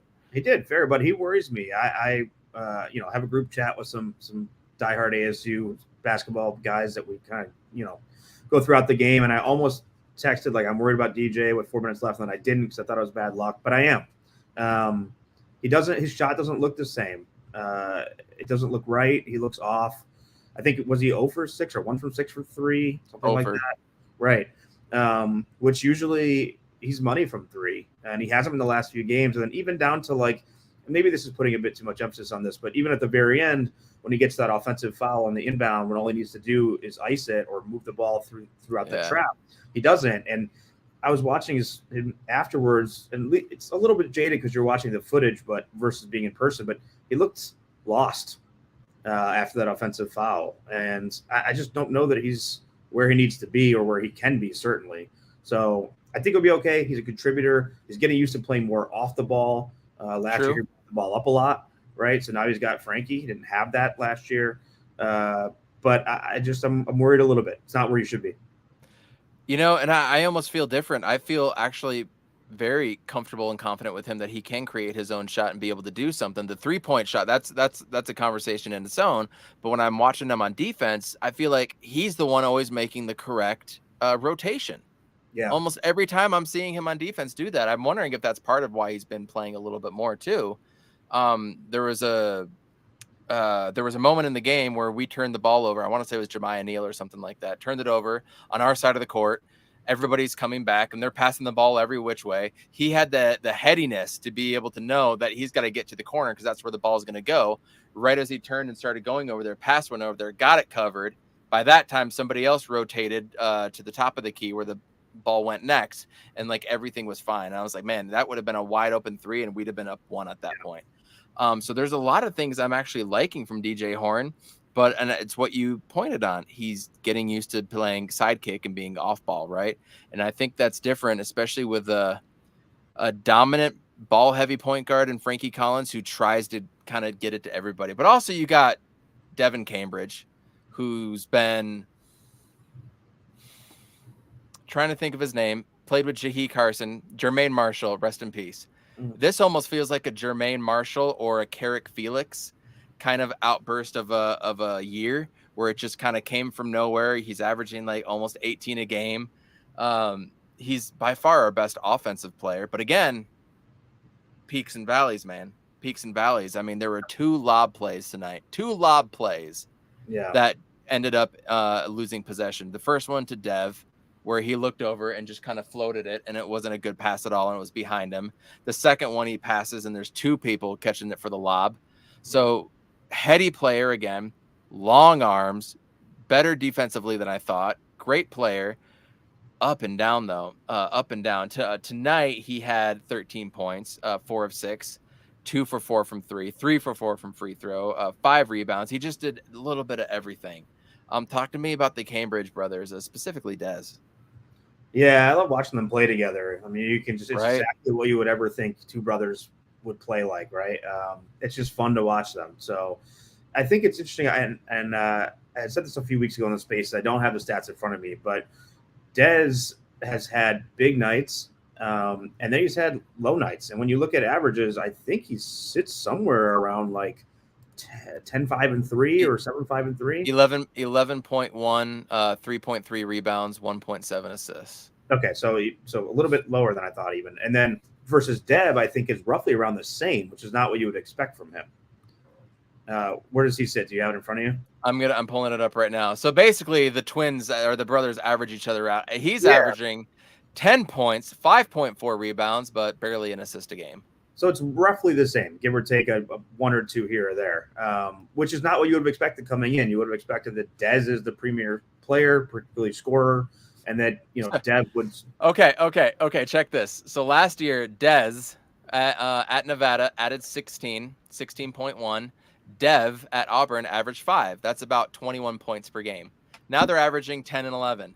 21 points per game. It's just a little lopsided now. It is. And so I think my point here is that if Dez were to be able to find consistency and get to that 16 or so, and Dev were to stay playing above where you think he should be on paper, then you really have a pretty lethal combo at that point. And defensively, I don't worry about anybody on this team, to be honest. Maybe at times Gaffney, particularly around the arc, but no, I don't worry about any of them defensively. He's shooting 3 less shot attempts and 1.5 less 3-point attempt a game. So give or take 4.5 shots less, which I don't know. I'm going to go to Nevada and look at last year's stats. I wonder how deep Nevada was last year. Are they playing 7 deep the whole time? Right. You know what? I don't know. Yeah, I'm not sure either. And we're not going to find that. So I'm wondering if that's part of it, but I mean, again, we're 10 deep. Came off. He was out the San Francisco game. Our best offensive player was out the San Fran game. And he's taking less shots, but he's not showing like he's upset. He's not pulling a Marcus Bagley and being upset on the end of the bench because he's not getting the amount of shot attempts he wants or something like that. He's going out there and he's being effective on both ends of the court. You saw him get 2 or 3 swipes for steals tonight. Again, didn't end the way we want, but he's doing everything possible. So as you said, the team likes each other. They're bought in. The big question mark is his bench right now, man. You see Jemiah Neal doing some nice things here. There had a nice 3 tonight for his only shot of the game. Duke Brennan has an impact here or there. The Arizona game, he did good. Tonight, not as much. Gaffney, I love Gaffney. I wish he could shoot a little bit more consistent, but 4 points tonight. Lou Mohammed, 9 points tonight. He had a great game off the bench. Austin Nunez, that Michigan game in that early part of the season, you're just like, wow, this dude is really going to light it up, isn't he? He's fallen off a little bit. Talk to me about the bench and what you're seeing. I want to see more Luther Muhammad personally. Yeah, Luther worries me at times. Anything inside the arc is not so much, but honestly, every time I see him put a 3 up, I'm just like, it's not going in. Maybe that's biased, but I know he did hit one tonight. He made it tonight, and he made his first one of the season a couple games ago. He did, but No, I think the bench is okay, to be honest. I mean, Austin, yeah, I was at that Michigan game, and I was like, whoa, what's going on with this guy? Like, this is incredible. But he's also an 18-year-old freshman, and I think he makes freshman mistakes. You brought it up earlier. That dribble up, looking at Bobby for the play call, gets turned over in the backcourt, right? Commits the foul for the N1. Like, I don't think that speaks to him as a player. That's freshman stuff to me. Like, I absolutely. get it. And so I don't think that's that bad. Duke has way outperformed where I thought he would. It doesn't always show up on the box score, but, you know, he comes in tonight to essentially replace Warren and guarding Gay, and he does a good job. Like, you know, I think, what did Gay have tonight? He had like 8. He had 8. He had single digits, I know. Yeah, you're right. Yeah, he had 8. I mean, him and Bamba combined, Bamba had 9, Gay had 8, and like those guys have both gone for 20, I think 4 times this year. So, and Duke had decent minutes. I don't have it in front of me how many he had, but I would guess he had between 8 and maybe 7 and 10 minutes or something along those 10. lines. Yeah, 10. Duke had 10. Jemiah Gaffney Nunez 11 and 12, and then Lou Muhammad at 9. Yeah, and I was kind of trying to catch Bobby's comments after, but this was because I know he brought it up, but this was the first time where they truly like did a hockey line shift for extended minutes. They've done it before for here and there, and they started to bring the starters back in, but there was that point around maybe the 10-minute mark in the first half where maybe a little bit more like 14 before the 12 and under media, where they played for like 3 or 4 straight minutes and they maintained the lead. So they maintained the lane. There was a point where they had 3 or 4 straight possessions in the second half where they scored right off of that, which was clutch because that zone defense, the extended zone, was really pressuring them, and they were not making good decisions to start it. And that's when the lead went from like 11 or 12 down to what, 3 or 4. Yeah. So 2 actually, because then we were able to get it to 6 by halftime. So they were able to adjust. They were able to do some things different. And I'll tell you though, when it got down to, was it 6 at the second half and like the last 2 or 3 minutes, I was like, this is what's going to happen. We're really about to lose this game. It was 6 with like 1:30 left after that, after the DJ turnover on the offensive foul. And then they iced it from there. But so, yeah, I mean, I'm not worried about the bench. There are certain components of it that I think they just try to click together and maybe they don't have it as much, but they get decent minutes at least. Like Bobby is playing 10 guys every night, no question about it. And I think that makes a difference. Now, granted, I think UCLA is the best team in the conference, and they basically play 6, occasionally 7. But I like, for a defensive first, like all-in effort team, I don't mind them playing 10, even if at times it means they sputter a little bit offensively. Defensively tonight, I thought they didn't cause chaos like they usually do, because I think that comes mostly when teams try to bully them in the paint. They just have active hands everywhere. Yeah. Tonight was more about shutting down the 3-point line. And they 11 for 32, 34.4%. And some of them were just misses. I mean, that just happened. Some of them were wide open. They were just misses. But for the most part, I really thought the guys did pretty good staying on shooters' hips and getting hands up there and not falling for fakes. That is one thing Bobby Hurley teams has been awful, is falling for every damn pump fake. I thought they did a good job tonight on defense, even though they didn't cause the chaos they usually do. They had some of it. They created 11 turnovers. Yeah. Thoughts on their defense and the game plan tonight? Did you see something differently than we've seen in other games?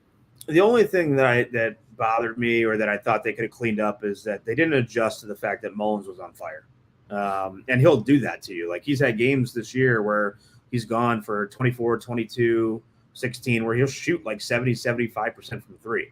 So 5 for 9, 19 points. I mean, almost. And so, like, again, I made this point at the open when I joined here, but like, I think if you shut that down a little bit better, you're probably looking at a 12 to 15 point win.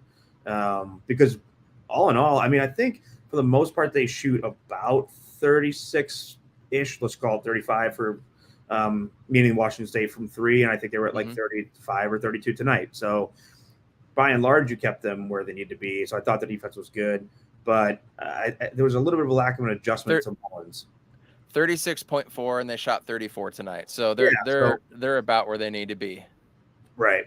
And this is one of the best percentage shooting teams that ASU has played this year. And I brought this up on the Spaces last night. I think if they were going to go for, because they roughly go for about 44% from the field, give or take, than that 35 number we just talked about, and then something like 70-ish from the stripe. And so if they're going to do that, which they did, then you've got to play offensively better than you did against U of A, and they did that tonight, and that's the win. But so I think defensively they're fine. I just would have liked to see them close that gap with Mullins a little bit more. I completely agree. I think that was the only thing that they could have done better. Washington, by the way, 50-43 up on Arizona. I'm hella excited about this team. I'm more excited to watch Arizona State games than I am Suns games right now. And that says a lot because the Suns were my first love. But as I said earlier, I'll take guys that are out there with less talent competing and fighting and scrapping and clawing every single night over over Marcus Bagley, over DeAndre Ayton. Like all that's why this team has been fun. I'm a little bummed that we're not seeing Enoch Boakye a little bit more, but from what Duke Brennan is doing and what I saw from film and tape, and then what I saw from Enoch last year, in my mind, it wasn't close. You played Duke Brennan over Enoch. Like Duke is way more polished. He gets it. He's tough. He sticks his nose in there. Took a charge from the 6'11" tackle from Washington State, right? So I felt like he was better, but again, I wanted to see that. So I think Boakye's like a prime portal entry candidate going into next year, unfortunately. And we're going to be looking for another center to walk in, another 7-footer off the street, just like we did with Warren Washington this year. What do you think? Yeah, the only thing about Enoch that I think, I think it's fair to say, okay, he's a sophomore, right? And so, but he's only 19, turned 19 in the spring. So a young sophomore. But yeah, okay, sophomore year, so he's got 2 left. So, he transfers, he doesn't get minutes. I think we have to consider some of the other intangibles with that, which is that like Warren is gone next year. So there is an opportunity to play platoon even with Duke if you don't bring anybody in from the transfer portal. Sure. But Gaffney will be gone too. Gaffney will be gone. But also that Enoch seems to really like being a Sun Devil. He's unlike some people we've mentioned before. Like he's not getting minutes. He's just as enthusiastic on the bench or in practice or online as you could be. I saw him and some of his teammates in Vegas when I was out there after the game and ran into them. And he doesn't seem to be in any way feeling like he's, down and out, at least personality wise. And also, I think you have to remember that he came here partly because he was committed to Michigan State. Right, he was a 5-star out of Canada. He came here partly because his AAU coach was allowed to come with him in George, and so like that's a package deal at this point. George is on the staff. You're going to have to take George with you if you're going to transfer. And the reason he doesn't play for Michigan State today is because Tom Izzo said that's not going to happen, which is in no way, shape, or form a shot at George. I think we're a phenomenal coach and great member of the staff, but like there's just intangibles here where it's not quite like he's just going to bail. I don't get that vibe from him. I could be totally wrong. I mean, things happen, right? There's an ASU football player that followed the Activate ASU account this morning and transferred this afternoon. So, like, who knows? But I just don't know that it's a foregone conclusion that Enoch's not here next year.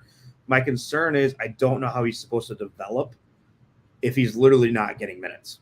Yeah. I just don't know. It's a trying to think of the African player that played behind Pendergraph, Eric Boateng. It's kind of like that where he didn't really get his opportunity until he was a senior, or Ruslan Pativ, right? Yeah. It's kind of same thing with him as well too.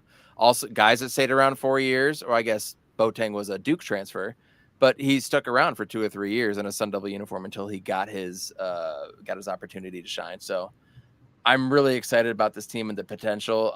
PHNX Sun Devils do a great job covering them, and they consistently say, and I agree with them, we haven't seen the best of this team yet.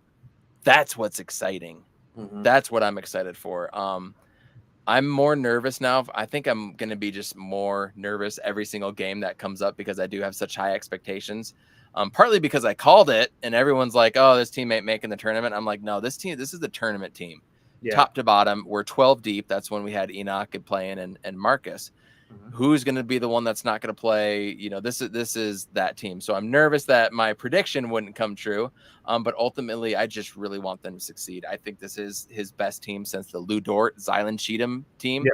That team was so much fun to watch, and the defense they had. But again, no 3-point shooting. Couldn't shoot their way out of a zone to save their life. So I'm hoping we get kind of a a Marion Jackson, Jay Heath turnaround like they did last year. They were able to turn it around and they were able to sink some threes. That's something that I think we're going to need. We're going to need some consistent shooting and consistent offense. And the one thing that I'm looking for ultimately more than anything is those valleys that we're talking about. Can they just get a little bit smaller as it goes, right? Can those valleys get smaller and smaller? I thought they did a good job tonight because they put themselves into some corners, but they were able to fight and claw right back out. Like, no question. Within 2 or 3 possessions, they're up by 8 points again. So that's what I'm looking forward to see how they continue to progress. Let's check the Washington game real quick. What's the score? You got the score 50-48. Arizona is coming back right now. So we'll see what happens there. So call it right now. Washington and Arizona State Sunday matinee game. Who's going to walk away with a dub? I think it should be Arizona State. I think it will be. I think they played, 2 games in, not counting tonight, 2 games in basically a month, 3 weeks. Mm-hmm. And they lost both of them. And so I think they were a little rattled. I thought you saw some people tonight that hesitated to put up open shots. I think they shot 11% against U of A, and that sticks in your head after a 20-some, whatever it was, blowout against SF. So I think this win is huge. It matters. I think that they'll rebound. Washington is not Washington State, and you should win that game. Now, if they pull this out against U of A tonight, honestly, even if they don't, I don't know how much time is left in that game, but then that's probably a confidence boost for them. But I think you have to get that dub and then look forward to Oregon next week. I agree. Oregon, again, not that good. Oregon State, sneaky good, right? Really good. But you're going on the road. We have actually had pretty good success at Oregon State. We have had horrible success at Oregon. Winning at Oregon seems to be something tricky for us. But again, you take care of business at home, you can split on the road. So that's going to be key. And I'm just, I'm hoping and praying, man. Good basketball conference, and it's for good teams this year. And I think, but I was asked this a few weeks ago, I think on one of the spaces, it's like, who's the one team in the pack that scares you? So put aside UCLA, U of A, and Utah, right? Let's just say those are givens, and maybe even SC. USC. Yeah, of the rest, who's the team that worries me? It's Oregon State. I would argue Washington State, but I think that's almost a toss-up, and I'm that's just me personally, but I can see where you're coming from. I think with the exception of 1 or 2 teams, and even then, again, Cal beat Colorado, who smoked Oregon. Like, so how do you ever really know? But with the exception of maybe like a Cal and a Stanford, pretty much most teams can beat most teams in this conference any given night, minus probably UCLA and U of A. And even then, tonight proves that that's not even true either. What's crazy is that the last 3 games will all be quad 1 games of the season at Arizona, at UCLA, at USC. Yeah. All quad 1 wins. I really feel like we need to stack some wins right now. Washington is a must win. You go at Oregon, who's not good. You win that and you're 3 in a row going into Oregon State. You're probably feeling pretty good. You can come away with a win there. Their net rating is 223, but I don't think their ranking necessarily shows how good of a team they are. And then all of a sudden, you've got UCLA at home riding a 4-game win streak on a Thursday game. Yeah, you do. And then, so you've got the LA school sandwich in the middle there, but then it recycles. Then you've got Washington and Oregon again. So really, and then Stanford and Cal right after that. Yeah. So if you include tonight, like of the next 8 games, 6 are against the same teams. Yep. So this is your chance right now to, even if you drop 1 or 2 of those even if you drop both the LA games and you take care of business with the Oregon schools and the Washington schools, you're in a great spot. So you're not going to lose a lot of points, a close game at home to the number 10 team. You're not going to lose a lot of net rankings in that. A quad 1 loss is not always a bad thing. A quad 3 loss against Washington, that's a bad thing. Yeah. Especially with our strength of schedule. Our strength of schedule was 148. Yeah. And what is it? Strength of schedule overall is 133. Our non-conference was 213.